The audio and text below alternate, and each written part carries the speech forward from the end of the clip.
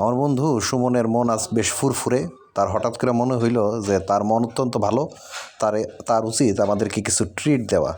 তো সেই কথা চিন্তা করে সে ইমরান রে এবং আমারে নিয়ে চলে গেল হচ্ছে রিভার ভিউ নামক যে একটা রেস্টুরেন্ট আমাদের লঞ্চ ঘাটে আছে সেটার মধ্যে।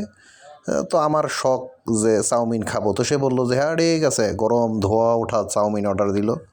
তো 3:1 মনে হয় একটা ছিল, যে একটা প্লেট নিবেন, তিনজনে ভাগ করে খাইবেন। আমাদের কপাল ভালো যে ইমরানের একটু স্বাস্থ্যগত সমস্যা চলতেছে, তার ইউরিক অ্যাসিড না কি জাতীয় একটা ঝামেলা আছে, এই কারণে সে বেশি খাবে না। তার মানে 3:1 নিলে কী হইব, মূলত ম্যাক্সিমামটা খাবো হচ্ছে আমি আর সুমনে।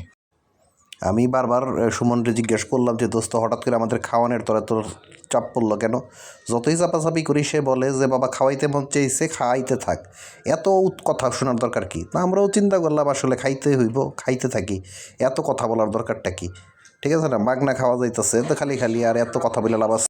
ইমরানে প্রথমে ভাব ধরছিল যে সে খাইব না, কিন্তু কোনোভাবেই সে ভাগ ছাড়তে রাজি না। আসলে মাগনা পাইলে যেটা হয় আর কি, মাগনা পাইলে কি আর কেউ খাওয়ান দাওয়ান ছাড়তে চায়?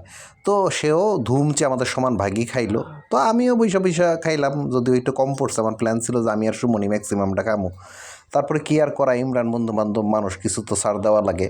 আর আরেকটা কথা যেটা বলে রাখি, সেটা হইতেছে গিয়া যে রিভার ভিউর চাউমিন রাজদরবারের মতো অত ভালো না।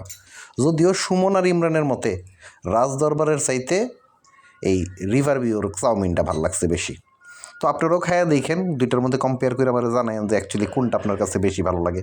তো দেখা হইব পরের ভিডিওতে। সে পর্যন্ত সবাই ভালো থাকেন, সুস্থ থাকেন, আর প্রচুর পরিমাণে সামাজিক কার্যক্রম করেন, মানে লাইক করেন, কমেন্ট করেন, শেয়ার করেন। ভালো থাকবেন।